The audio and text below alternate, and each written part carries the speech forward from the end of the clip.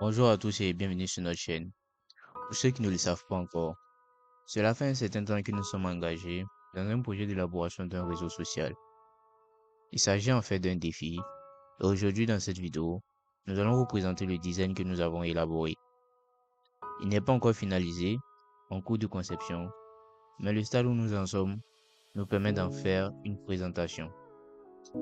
N'hésitez pas à nous faire savoir au travers de vos commentaires ce que vous pensez du design et ce qu'il y a à améliorer selon vous. Ce design a été réalisé avec Adobe XD dans le but de personnaliser au mieux notre application, nous permettant ainsi pendant le développement avec la librairie React de mieux nous concentrer sur l'essentiel sans avoir à nous soucier de la couleur, de la forme ou de la position de nos éléments. Nous avons actuellement 12 pages, mais d'autres pages seront ajoutées ultérieurement au besoin.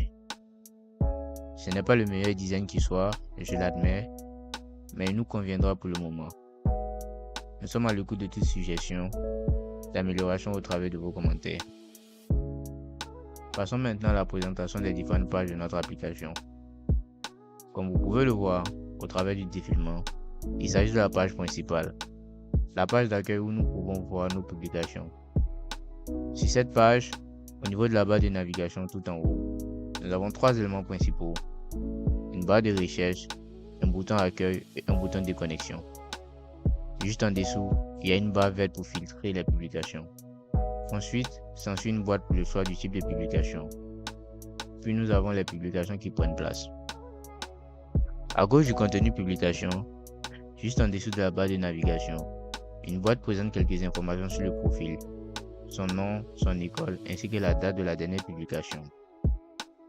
En dessous, des boutons tels que profil, amis, messages, événements, promotion, filière et notifications permettent d'accéder à différents aspects du réseau social. À l'extrême droite, il y a, comme vous le voyez, la présence de deux boîtes. La première, une boîte de suggestions, propose des amis ou contacts. Et la deuxième boîte en dessous présente les événements à venir sur la cité universitaire. Comme vous pouvez le constater, il y a des publications provenant de différentes catégories de personnes ou entités, de l'administration, des professeurs, des différentes promos, etc. Ainsi, une promotion peut publier des informations la concernant. Je pense avoir à faire des ajustements pour l'affichage du nom de la promo plutôt que celui du nom du gérant de la promo, ce qui est actuellement le cas. En fait, le gérant est celui qui a l'autorisation et les droits de publication au nom de la promo. Afficher correctement le nom de la promotion plutôt que celui du gérant me semble être une bonne idée. Chaque publication affiche des informations de base telles que le nombre de likes et de commentaires. On offre aussi la possibilité de commenter une publication en cliquant sur commenter. En ce qui concerne les commentaires sur une publication, lorsque l'on appuie sur commentaire, on accède à la totalité des commentaires faits sur un post. Ceci s'affiche comme suit. Le post qui fait objet de commentaires est affiché en haut, suivi des commentaires.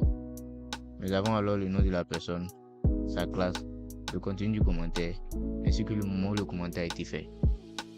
En passant à la page de profil depuis la page d'accueil en cliquant sur profil, nous accédons à la zone de profil.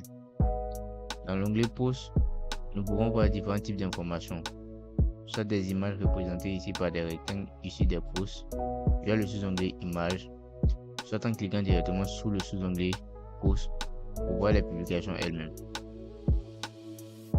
En principe, il faut ajouter ici un bouton au niveau de chaque post pour donner accès à une possible modification.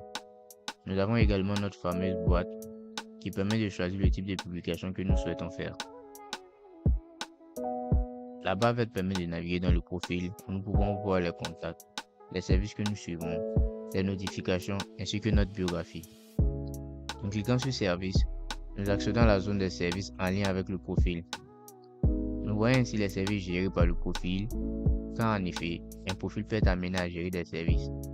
Par exemple, dans notre cas, le profil actuel gère le service Milieu Sport avec le bouton Publier associé lui permettant de publier au nom du service.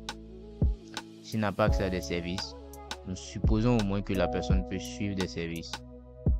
Et comme exemple de service qu'il pourrait suivre sur la cité, on a le service Resto Centre ou Resto Sud.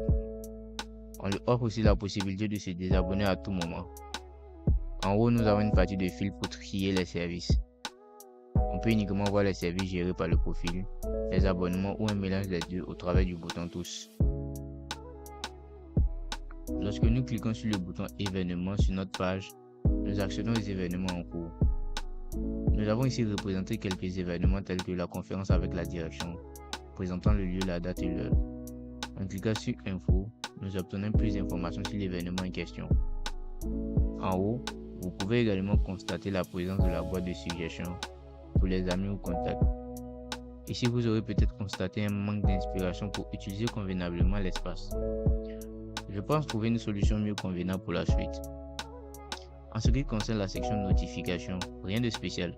Le titre de la notification, la personne ou le service à l'origine de la notification et l'heure de création de la notification en question. Les notifications peuvent inclure des messages tels que vous avez un nouvel abonné, un commentaire sur votre post, une nouvelle publication ou un nouvel événement. Nous avons également un espace dédié à la consultation des informations concernant une promotion. Pour cela, nous affichons le nom de la promotion, le code d'origine ainsi que l'année de création de la page.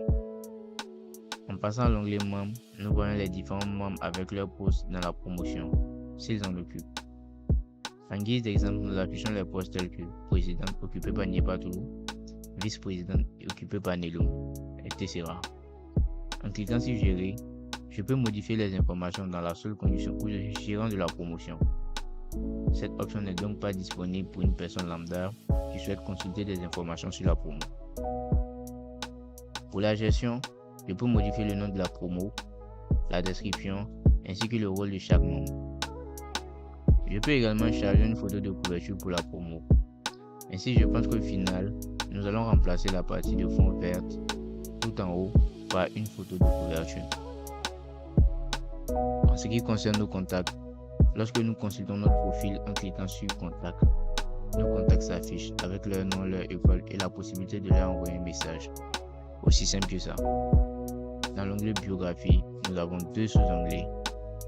Voir pour le propriétaire du profil, qui permet également à un profil lambda de consulter le profil, et l'option Modifier, réservée uniquement au profil lui-même. Ceci met fin à notre présentation, mais une petite démo s'impose quand même.